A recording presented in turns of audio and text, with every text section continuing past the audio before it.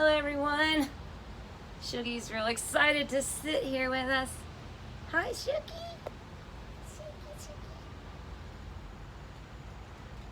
I wanted to say hello and thank you all for being good students this semester, and most importantly having such a good attitude when we're learning how to have chorus online, which is kind of silly, but we wouldn't try it unless it weren't important.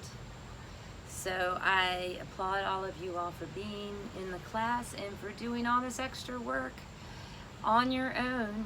I'm asking a lot out of you, and I wish we could all get together and I could just hear you sing and then give you the next line and do it all by ear that way.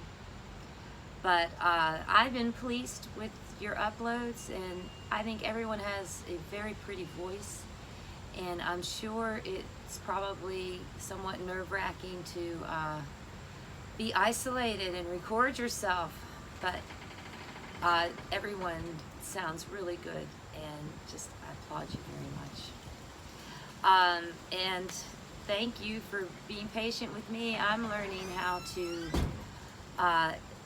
do more sound editing, sync it with the videos, and I will have a synced up song for you soon to listen to.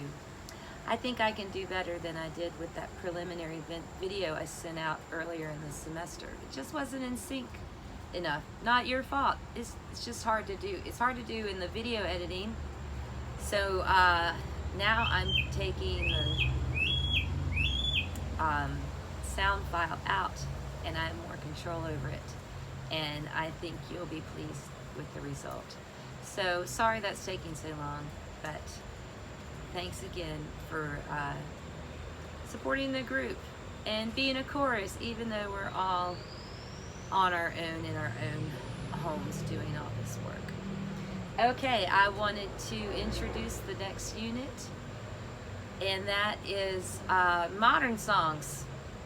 We've completed the early rounds, medieval and Renaissance rounds, and we have been working on 2 Bach chorales from Baroque times. And now we're going to jump to modern times. We have a pop song that is kind of near and dear to my heart. I was a child when this song came out on the radio, and I loved it and loved singing it. And last semester, the other chorus director picked this song for the chorus and said it's a wonderful arrangement. And I heard my old song and I thought, this is beautiful, I can't wait to do it, and we didn't get to do it. So I want to do it with you all this semester. It is written for soprano and alto. So Cody, I hope you can hit those notes. I think it's low enough for you that it won't be uncomfortable. It's called The Rose. It's a love song. It's kind of like a folk song, I think. I think it would work well with guitar, but when it came out, it was with piano. So it's kind of a personal love song, and I thought I would read it to you because it's a nice poem. It's 3 verses, and then we'll talk about the other song, which is called Paper Crane. But first, The Rose. It came out in a movie. Bette Midler is the singer that sang it, and she's an incredible singer. She is also an actress and a comedian, and she was really popular in the 70s and 80s when I was a child, giving my age away. But she sang the song in the movie and acted the title role. The movie's not the greatest movie, but you can still rent it and watch it if you want to. So the song is written by Amanda McBroom. She wrote the words and the music. And this is arranged for chorus by Kirby Shaw. Okay. I'm going to read the poem to you, and then I'm going to set you loose on learning your parts. All right. First verse. Some say love, it is a river that drowns the tender reed. Some say love, it is a razor that leaves your soul to bleed. Some say love, it is a hunger, an endless aching need. I say love, it is a flower, and you, its only seed. It's the heart, afraid of breaking, that never learns to dance. It's the dream, afraid of waking, that never takes the chance. It's the one who won't be taken, who cannot seem to give, and the soul afraid of dying, that never learns to live. Verse 3. When the night has been too lonely and the road has been too long, and you think that love is only for the lucky and the strong, just remember, in the winter, far beneath the bitter snow, lies the seed that with the sun's love in the spring becomes the rose. And that's it. It's little over 3 minutes long when we sing it. So I hope you enjoy working on that one. So next is the paper crane. And I made a little paper crane. Let's fix his beak.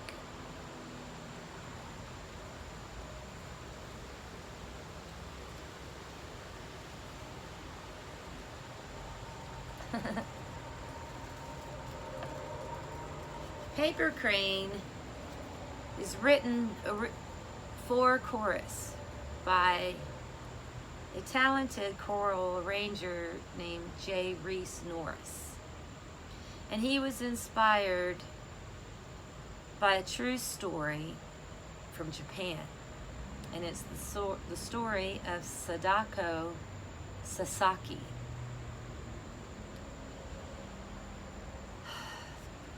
This was written in 2016. Hi, kitty. Come here, kitty. Come up here. Sorry about Sugarfoot. It's bothering us. So the music was written in 2016. And it has a good message. So I'd like to read to you the story of Sadako Sasaki. Sadako Sasaki was born on January 7th, 1943. She was a 2-year-old living with her family in Hiroshima when the bomb was dropped on the city. Their house was about a mile from the center of the blast. She was not hurt at the time, even though the house was destroyed. Over time, their lives returned to normal, and Sadako experienced no effects from the exposure to radiation from the bomb. However, in 1954, when she was 11 years old, tragedy struck. Sadako was diagnosed with leukemia, and the doctors gave her a year to live.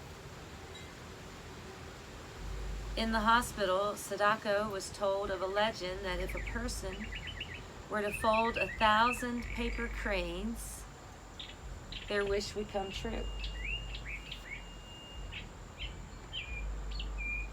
For months, using whatever paper she could find, including medicine labels and paper scrounged from other patients' get-well presents, Sadako folded cranes.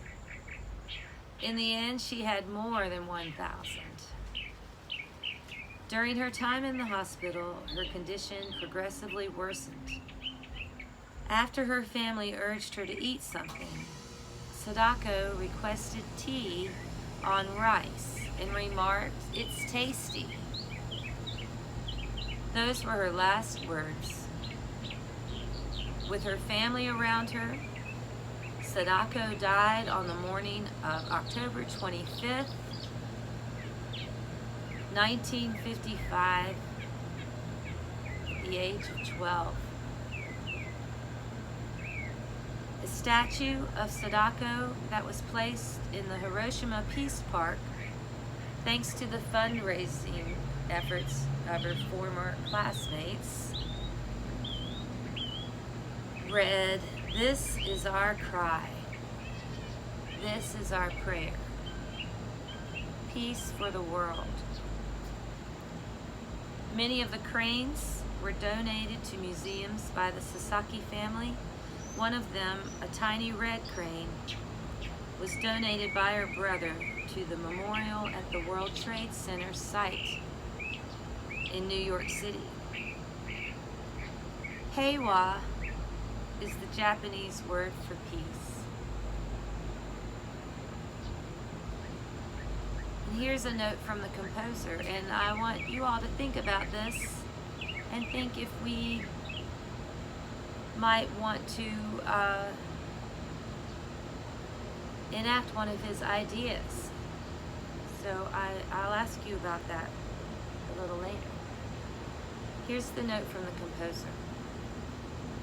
At the writing of this song, 61 years have passed since Sadako died. The message proudly embossed on her life banner was apparent. She wasn't self-absorbed. She didn't cave to self-pity. Her hope was for peace. Imagine the effect if we, 60 plus years later, picked up her banner and wore it proudly. To raise that banner high, I strongly suggest that any choir performing this song participate in a powerful partner project. Create a unified message of peace. Read a portion of the history written above the story of Sadako, or your message of peace, or both, as part of your performance. Have the students fold enough cranes for each member of your audience and send the rest to the Peace Memorial Park in Hiroshima. When you mail them, be sure to include your message of peace on the registration form found here, and he gives a web address. And your ensemble and message will be listed on the park's permanent database. Consider emailing me a copy of your message, the composer. And here he has the address and his email address. So Paper Crane, the song is very beautiful. It's subtitled Heiwa, which is the Japanese word for peace. The words are simple. Paper crane, paper crane.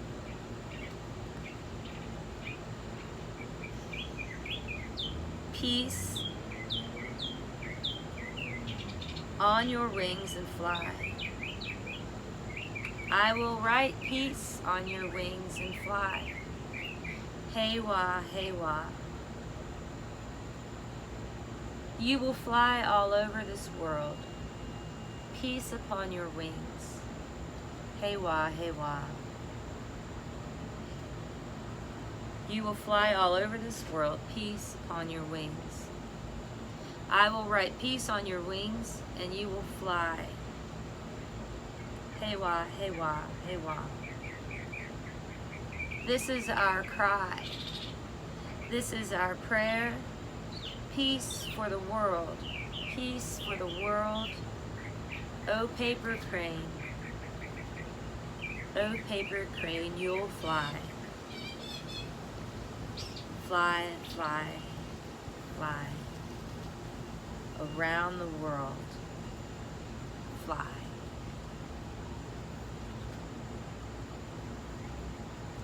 That's it. It's very layered and ephemeral and beautiful. And I hope you like it. That's all I'm going to say about these two new pieces. Thank you for singing these songs that we've chosen for you. And as always, if you have any questions, please let me know. If you would like a video lesson one-on-one with me, I'm here. Just send me an email and we can set something up. As far as the quiz about this video, it's going to be pretty simple and straightforward. Basically, just will assess whether or not you watch the video.